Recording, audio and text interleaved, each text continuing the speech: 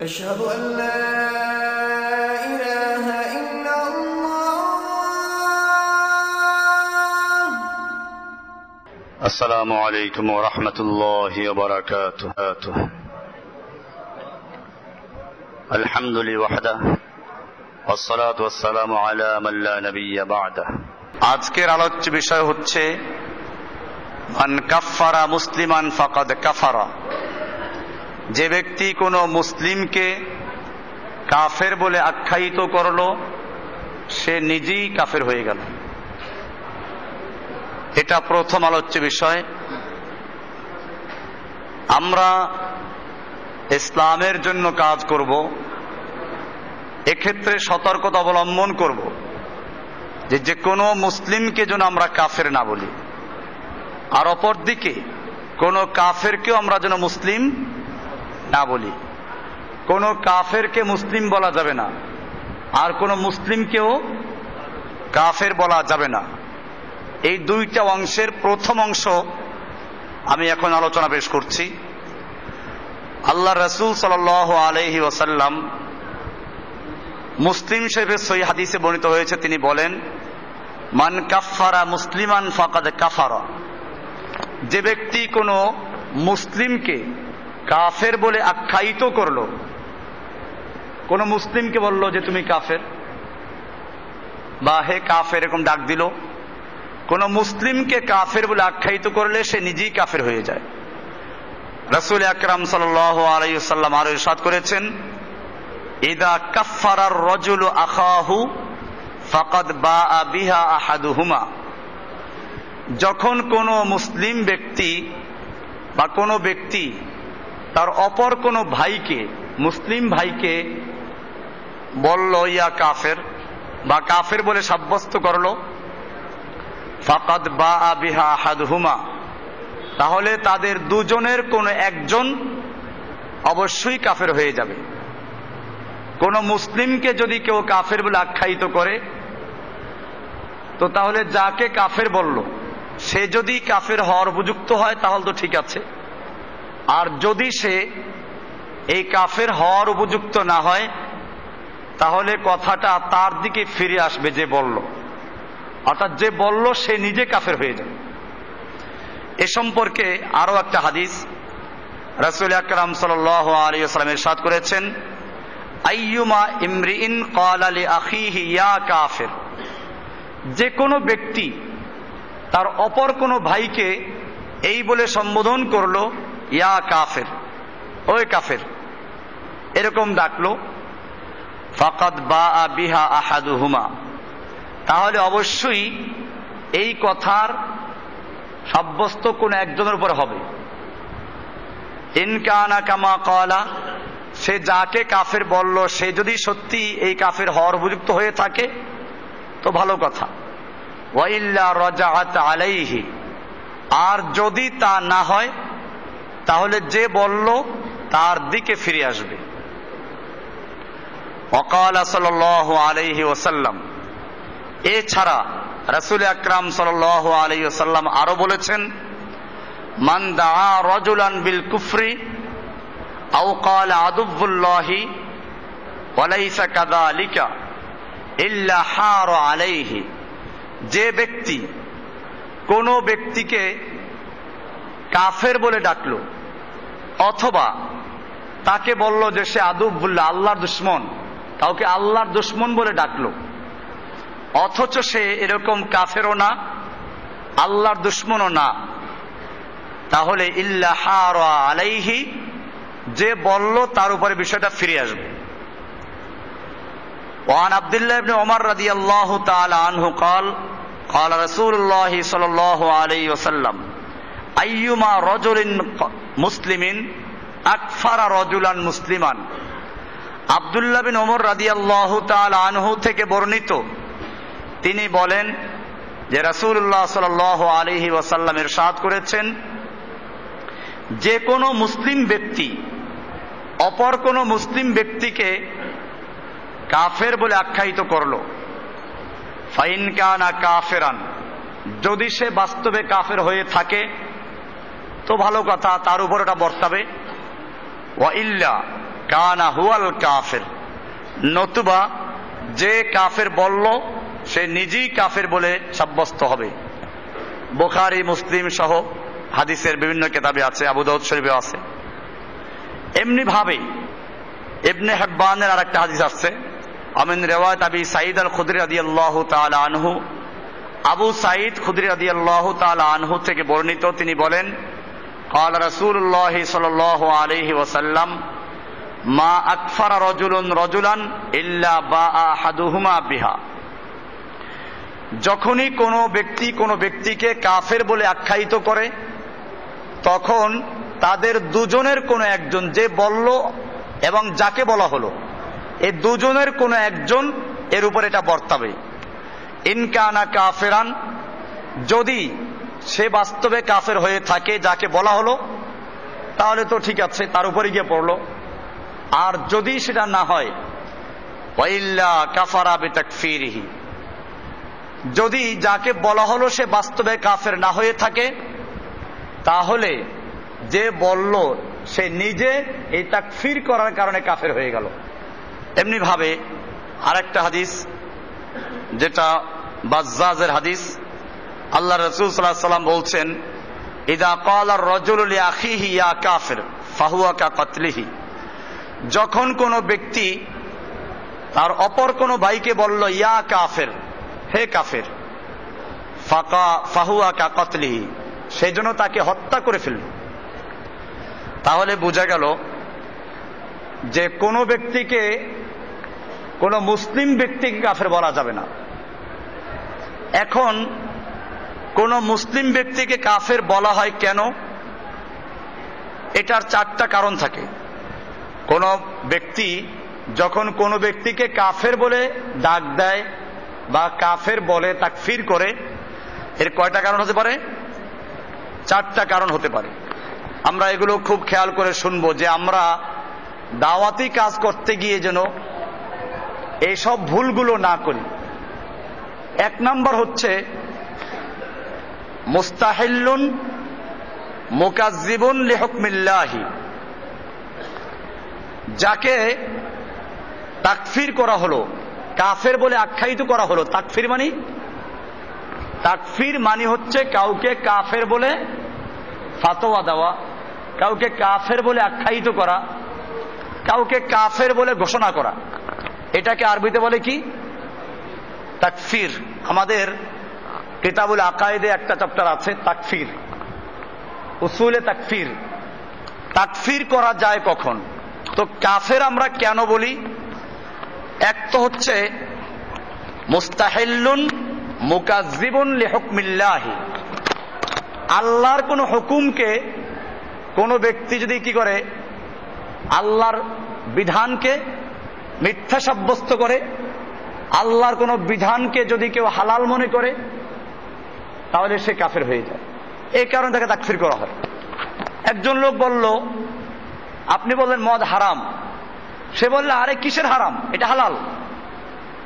আল্লাহ বললেন সুদ হারাম, সে বলল আরে কিসের সুদ হারাম, সুদ হালাল। সুদ খেলে কি হয়? সুদ তো ব্যবসার মতোই। এরকম কথা বলল। এরকম যদি কোনো ব্যক্তি, দেখুন আমরা যে কথা বলছি ভালো করে বুঝতে হবে, আমি এটা বলি নাই সুদ খাইলো সে কাফের হয়ে গেল। কি বললাম?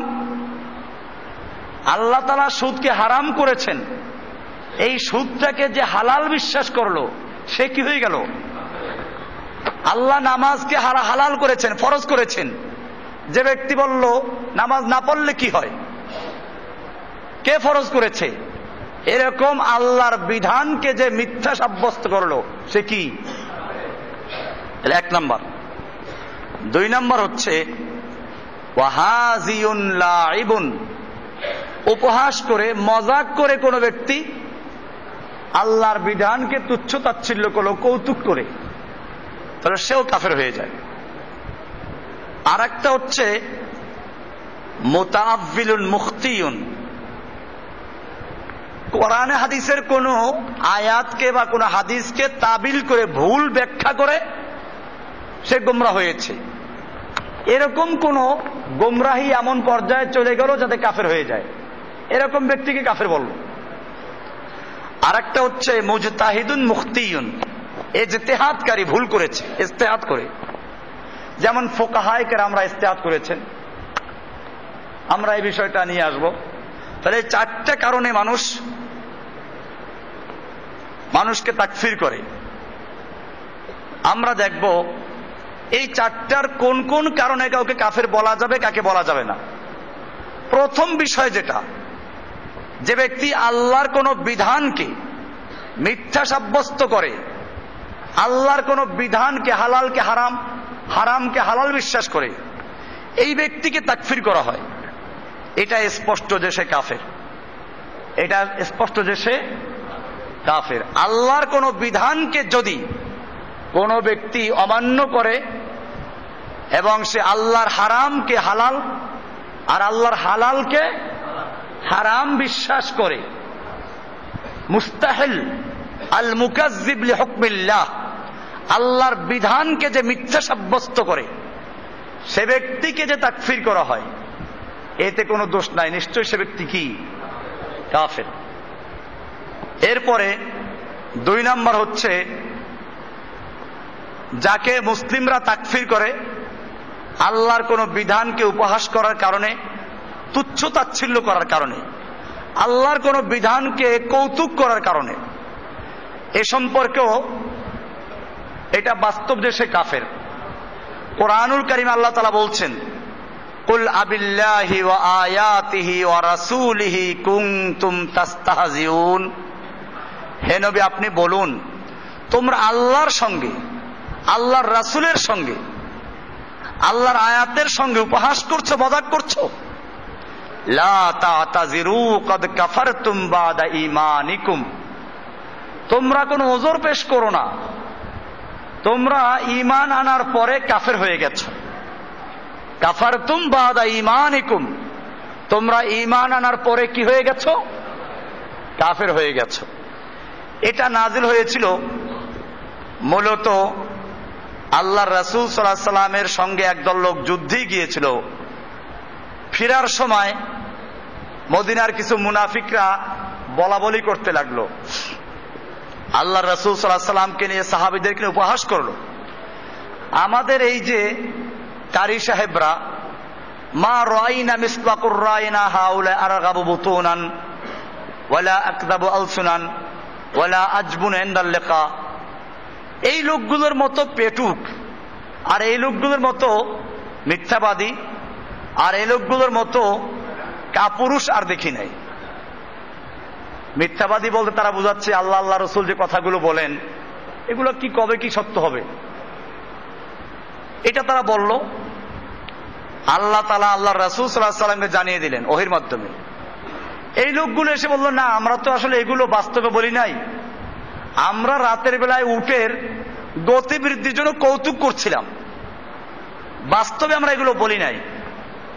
আল্লাহ তাআলা আয়াত নাজিল করে দিলেন, কুল আবিল্লাহি ওয়া আয়াতিহি ওয়া রাসূলিহি কুনতুম তাস্তাহজিউন, হে নবী আপনি বলুন, তোমরা আল্লাহর সঙ্গে, আল্লাহর আয়াতের সঙ্গে এবং আল্লাহর রাসূলের সঙ্গে উপহাস করছো।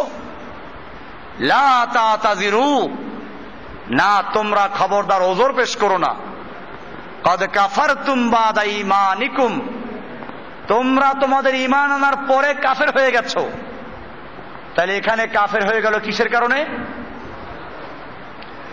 আজকেও যদি কোনো ব্যক্তি আল্লাহর বিধান নিয়ে তুচ্ছ তাচ্ছিল্য করে তাহলে সে মুসলমান না কাফের? তাকে তাকফির করা যাবে। দুইটা বিষয় পরিষ্কার হয়ে গেল।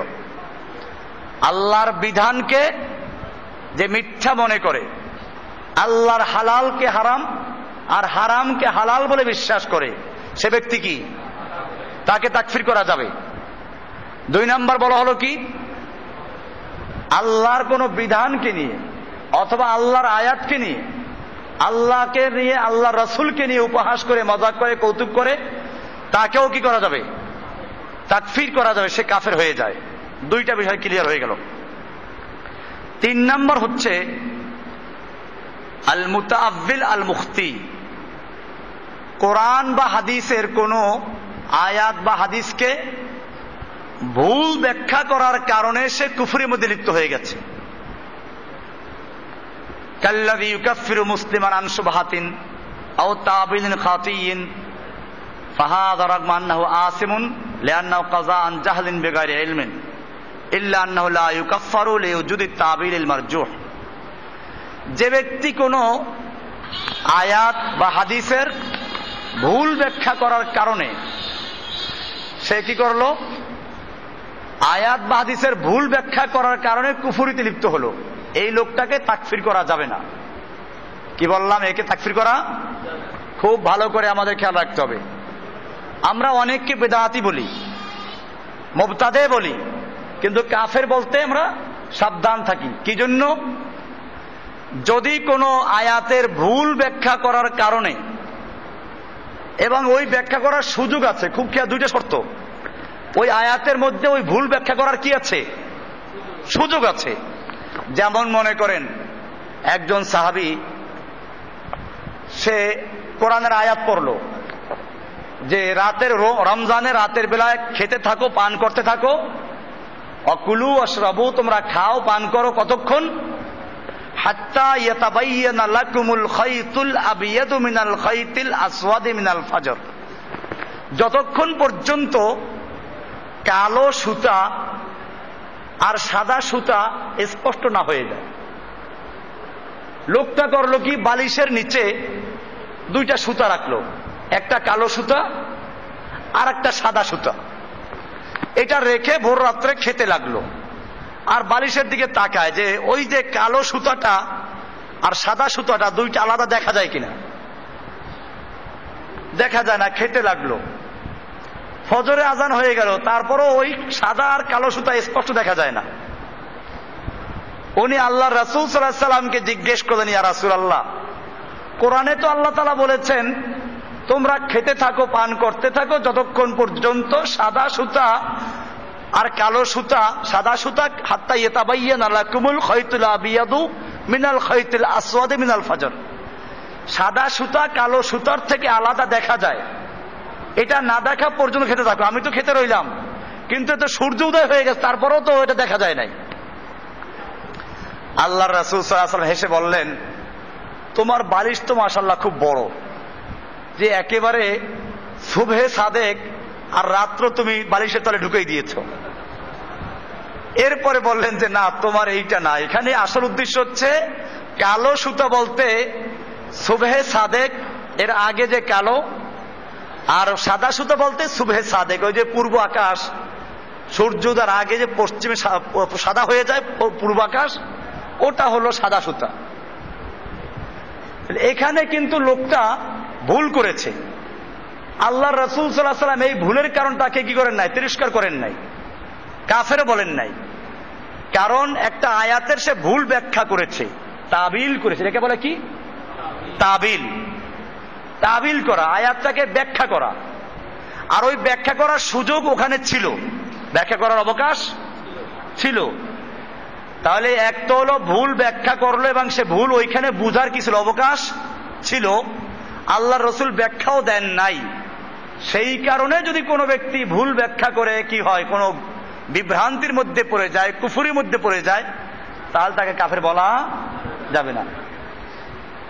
আপনি এখন প্রশ্ন করবেন যে ওই যে ওয়াবুদ রাব্বাকা হাত্তা ইয়াতিয়াকাল ইয়াকিন, যেটা জুমায় বললাম যে ফকিররা তাবিল করে, পীররা অনেক তাবিল করে, তুমি তোমার রবের ইবাদত করতে থাকো যতক্ষণ পর্যন্ত ইয়াকিন না আসে। তো তারাও তো তাবিল করেছে, ইয়াকিন মানে তারা বসে আকীদা, চূড়ান্ত বিশ্বাস। তারা কেন গোমরা হয়ে যাবে, তারা কেন কাফের হয়ে যাবে? আমরা বলবো হ্যাঁ, তারা কাফের হতো না যদি আল্লাহর নবী এর কোনো ব্যাখ্যা না দিতেন। আল্লাহর নবীর পক্ষ থেকে যদি কোনো ব্যাখ্যা না দেওয়া থাকতো আর তারা আয়াতের ভুল বুঝতো, আমরা তাদেরকে তাকফির করতাম না, তাদেরকে বরং গোমরা বলতাম। কি বলতাম? গোমরা বলতাম, বিভ্রান্ত বলতাম। কিন্তু আল্লাহর নবীর যেখানে ব্যাখ্যা দেওয়া আছে সেই ব্যাখ্যাটাকে বাদ দিয়ে যারা নিজেরা মন গড়া ব্যাখ্যা করবে, তারা এই আমাদের আলোচনার আওতাভুক্ত হবে না।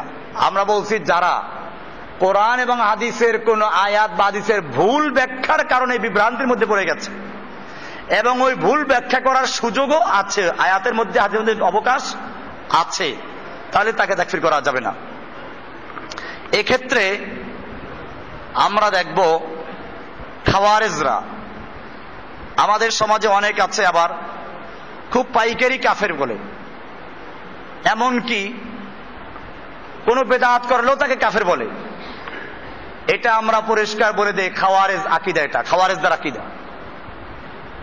আমরা স্পষ্ট বলি আমরা মুসলিম, আমরা সাহাবা এবং আল্লাহর রাসূল সাল্লাল্লাহু আলাইহি সাল্লামের অনুসরণ করে সাহাবারা যেভাবে করেছেন।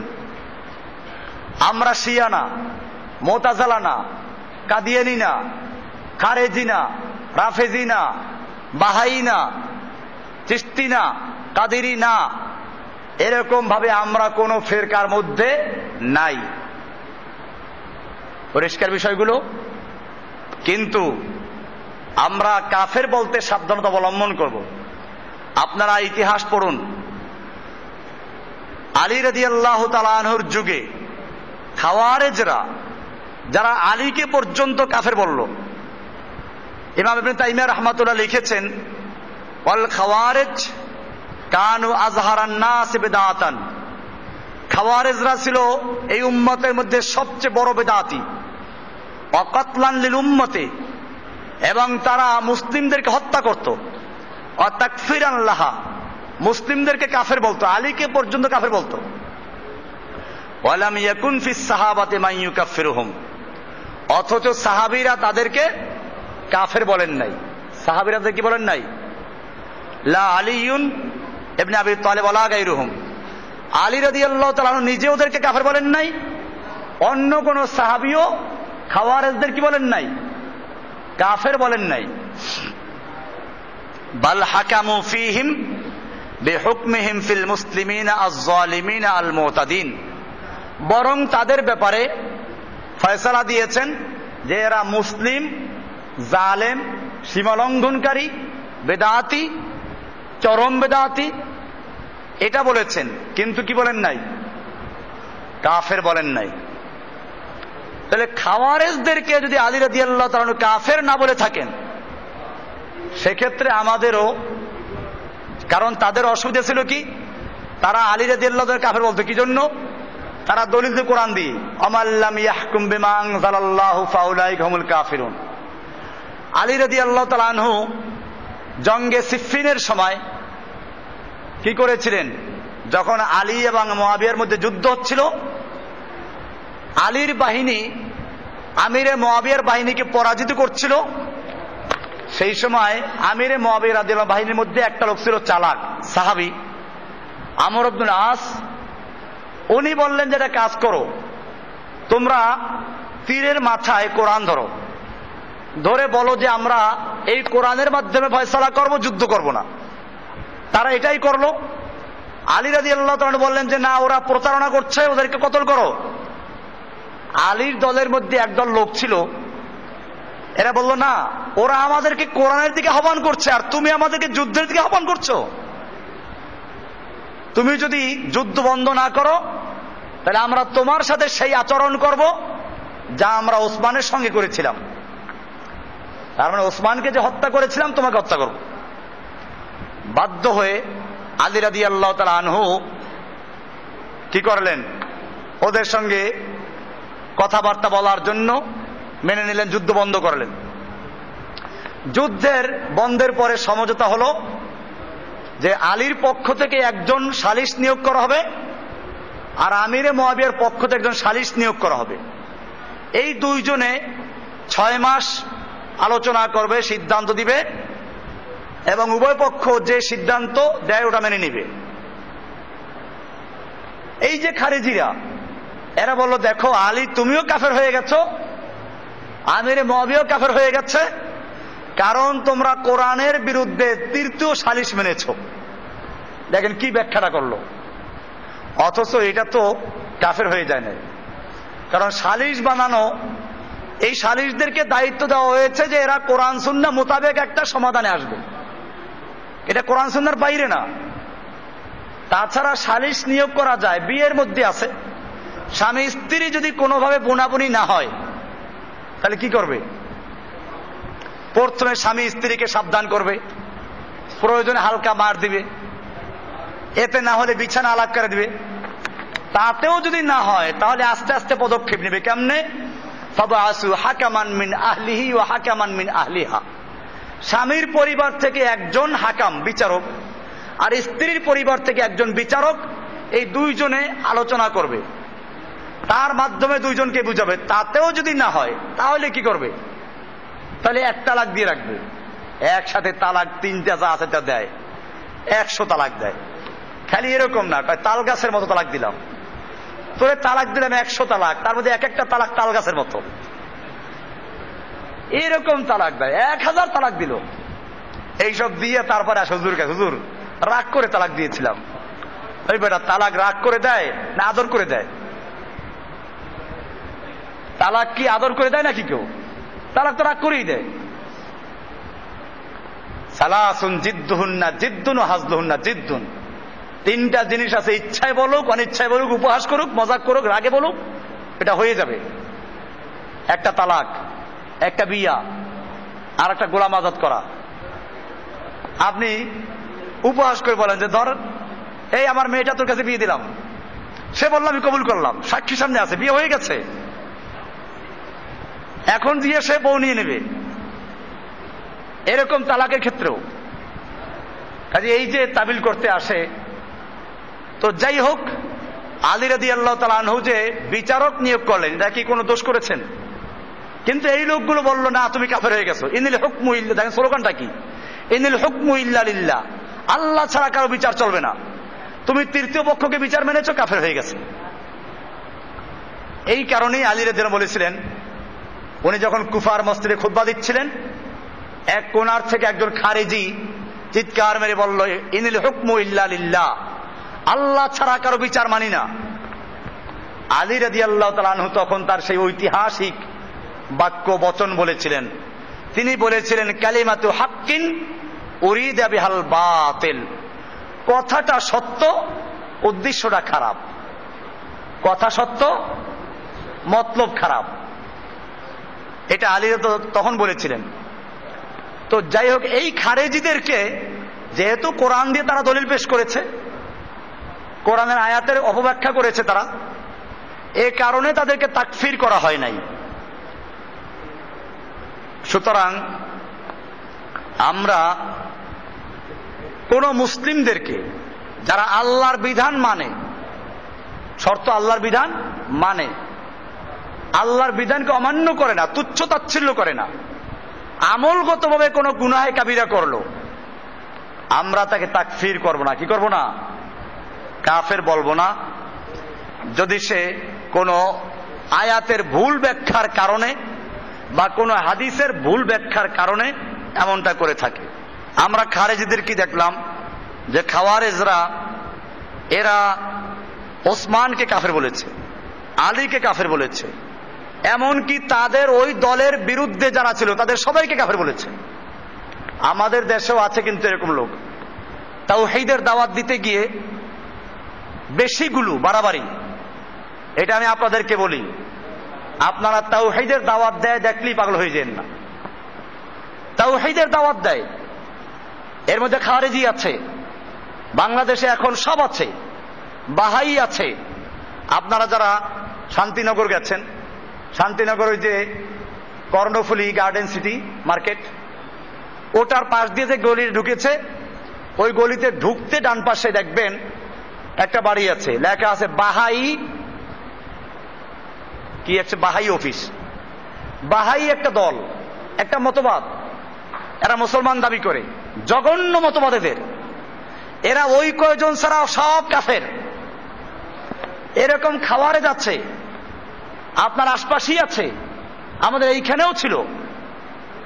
এরা বলতো রফল ইয়াদান না করলে কাফের, আমিন জোরে না বললে কাফের। আমরা গোমরা বলি, আমি কি কাফের বলছি? এই যে আজকে অনেক ফেরকার নাম ধরে বলছি, কাফের বলছি নাকি? কাফের বলছি কাউকে? কাফের বলতে আমরা সাবধান অবলম্বন করব, গোমরা ফেরকা। বাকি হচ্ছে তাকফির করার ক্ষেত্রে আমরা খুব সতর্কতা অবলম্বন করতে হবে। পাইকারি ভাবে তাকফির করা যাবে না। এজন্য এই খাওয়ারিজদেরকে দেখেন, খাওয়ারিজদেরকে এরা কত বড় জঘন্য কাজ করেছে। ওসমানকে কাফের বলেছে, আলীকে কাফের বলেছে, আলী এবং ওসমানকে আমির মুলকে কাফের বলেছে। এদের দুই দলের পক্ষে যত লোক ছিল সব কাফের হয়ে গেছে। কথাগুলো কত সুন্দর, আল্লাহ ছাড়া কারো বিধান মানি না, ইনিল হুকমু ইল্লা লিল্লাহ। তো এই লোকগুলোকেও আলী রাদিয়াল্লাহু তাআলা আনহু কাফের বলেন নাই। কেন বলেন নাই? কারণ তারা কোরআনের একটা আয়াতকে ভুল বুঝার কারণে, অবব্যাখ্যা করার কারণে এই বিভ্রান্তির মধ্যে পড়েছিল। এরপরে 4 নাম্বার, যাদেরকে মানুষ তাকফির করে, আল মুজতাহিদ আল মুখতি, ভুল ইজতিহাদ করার কারণে যারা বিভ্রান্তির মধ্যে আছে।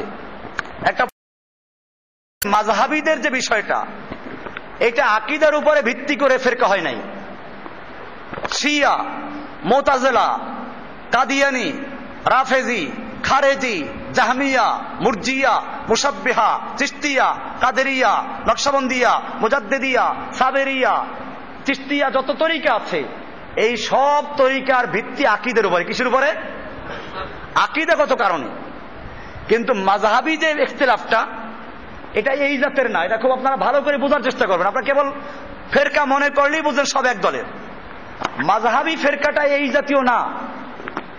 মাযহাবী ফেরকাটা হচ্ছে কি, ফিকহার মাসালা বের করতে গিয়ে ইমামরা ইজতিহাদ করেছেন, ইজতিহাদ করতে গিয়ে কেউ ভুল করেছেন। যেমন মনে করুন আমিন জোরে বলবে না আস্তে বলবে।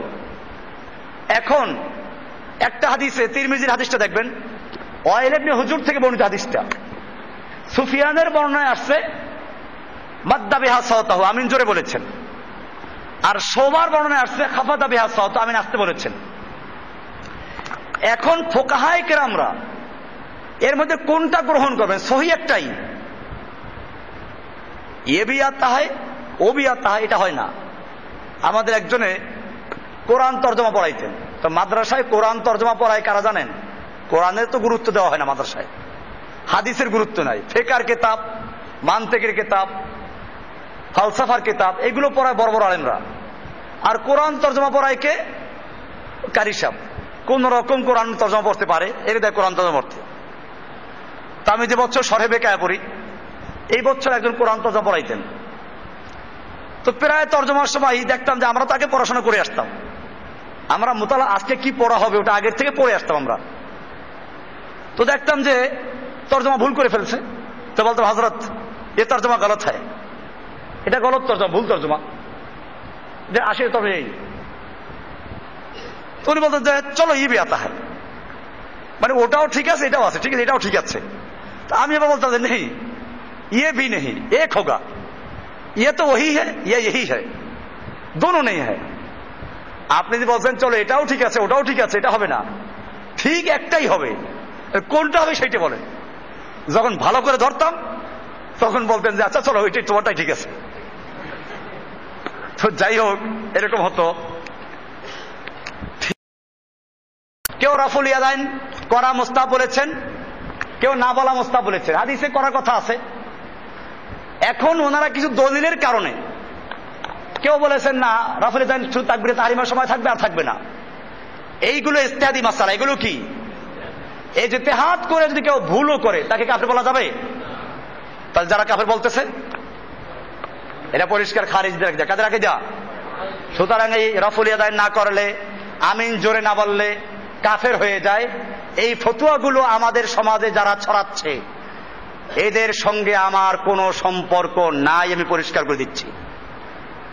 আমি এদেরকে বরং মনে করি এরা সবচেয়ে জঘন্য খাওয়ারেজ। আসলাফদের মধ্যে কোন ব্যক্তি, মাযহাবী ইখতিলাফ তো আজকে শুরু হয় নাই, এই মাযহাবী ইখতিলাফ শুরু হয়েছে আগের থেকে। কিন্তু কেউ কি কোন আলেম কি ফতোয়া দিয়েছেন যারা মাযহাব মানেন নাই? ইমাম ইবনে তাইমিয়া বলেন, ইবনুল কাইয়িম জাওজি বলেন, সালাফি আলেম যারা ছিল তারাও কি আবু হানিফাকে কাফের বলেছে? খুলেন মাজমুআতুল ফাতাওয়া, ইমাম ইবনে তাইমিয়ার কিতাব আমার বাসায় আছে, 20 খণ্ড কিতাব। এই কিতাবে বারবার আছে ক্বাল আল ইমাম আবু হানিফা রাহিমাহুল্লাহ। ইমাম আবু হানিফা রাহমাতুল্লাহ আলাইহি বলেছেন। ইমাম ইবনুল কাইয়িম জাওজির কিতাব ইলামুল মুওয়াক্কিঈন, সেখানে তিনি পরিষ্কার বারবার উল্লেখ করেছেন, ইমাম আবু হানিফা রাহিমাহুল্লাহ, ইমাম শাফি রাহিমাহুল্লাহ, ইমাম মালিক রাহিমাহুল্লাহ শ্রদ্ধার সঙ্গে উল্লেখ করেছেন। এজন্য ইজতিহাদ করে যদি কেউ ভুল করে তাকে তাকফির করা যাবে না।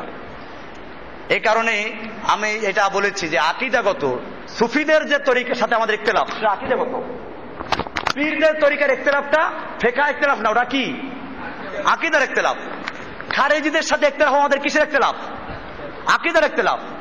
রাফেজিদের সাথে, শিয়াদের সাথে, মুতাজিলাদের সাথে, সুফিদের সাথে, বাউলদের সাথে, পীরদের সাথে আমাদের যত ইখতিলাফ সবগুলো কিসের ইখতিলাফ? আকীদার ইখতিলাফ। আর ফিকহি যে ইখতিলাফ, হানাফি, শাফি, মালিকি, হাম্বলি, এদের সঙ্গে যে আমার ইখতিলাফ, ইখতিলাফটা কি না?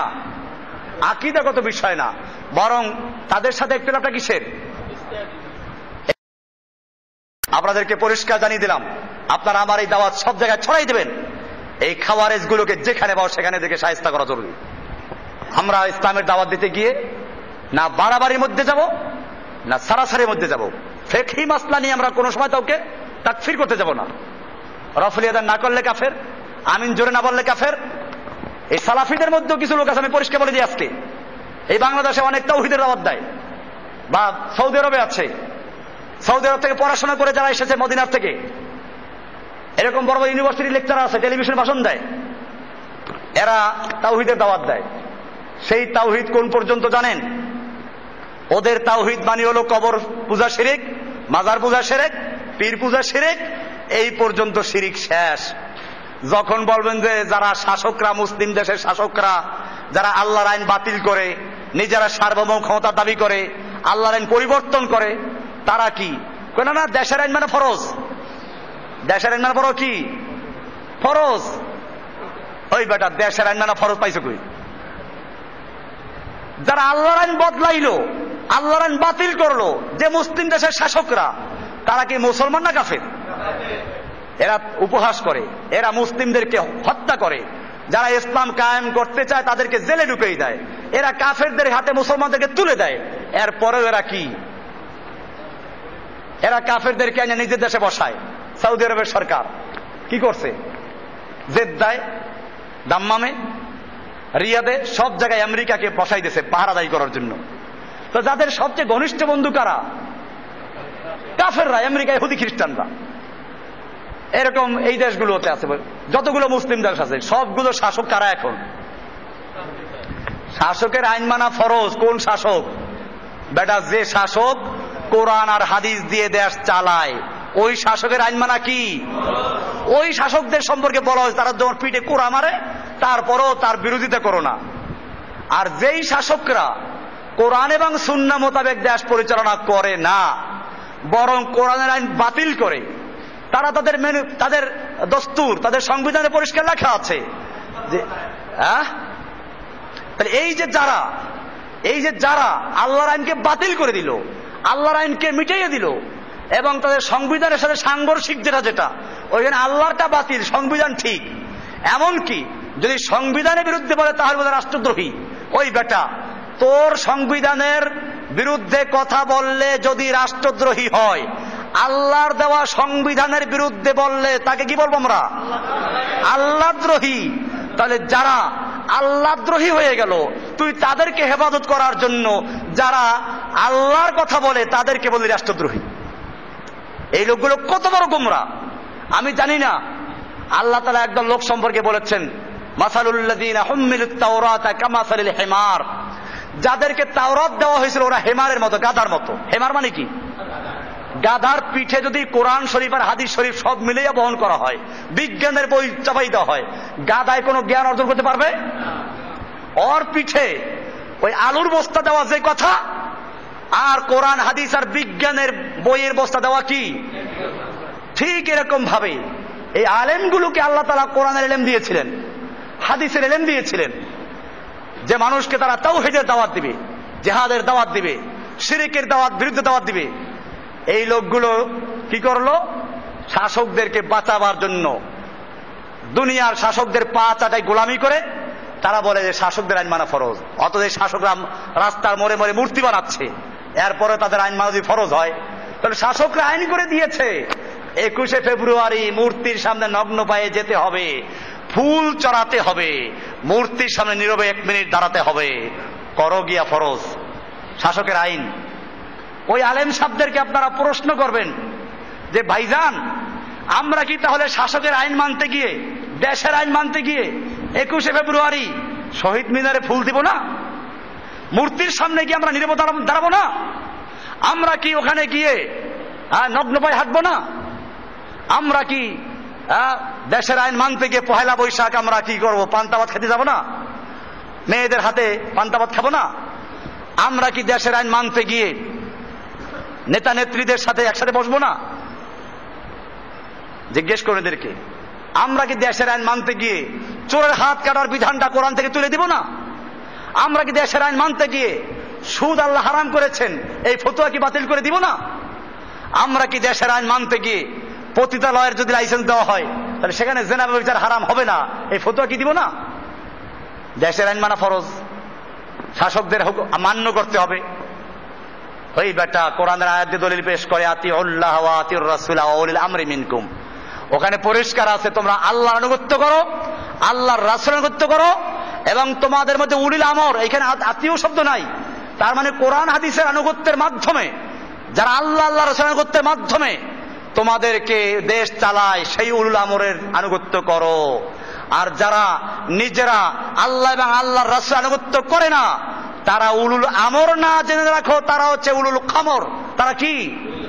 উলুল খামর। ওরা উলুল আমর না, ওরা মদের হেফাজতকারী। কাজী খবরদার, এই সমস্ত আলেমদের ফতোয়ায় বিভ্রান্ত হবেন না। যে আলেমরা রফুলি আদায় না করলে কাফের বলে, যে আলেমরা আমিন জোরে না বললে কাফের বলে, যে আলেমরা বুকের উপর হাত না বাঁধলে কাফের বলে, অথচ মূর্তি তৈরি করলে কাফের হয় না, সুদ হালাল বৈধ করে দিলে কাফের হয় না, মূর্তির সামনে পূজা করলে কাফের হয় না,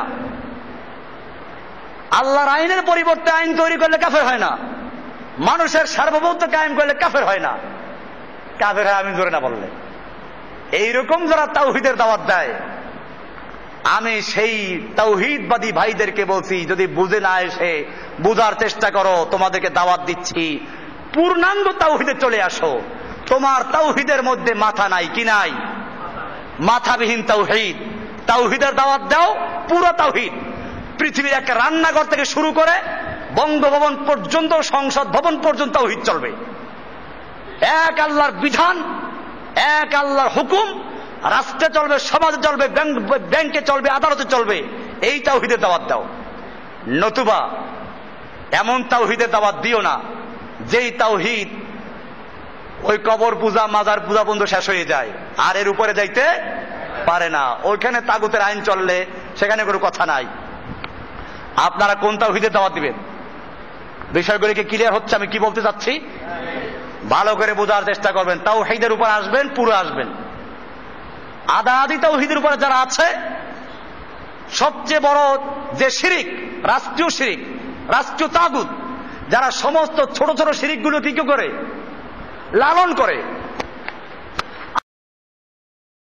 তাহলে সমস্ত তাগুতকে, সমস্ত শিরিককে লালন করে কে? রাষ্ট্রীয় শিরিক, রাষ্ট্রীয় তাগুত।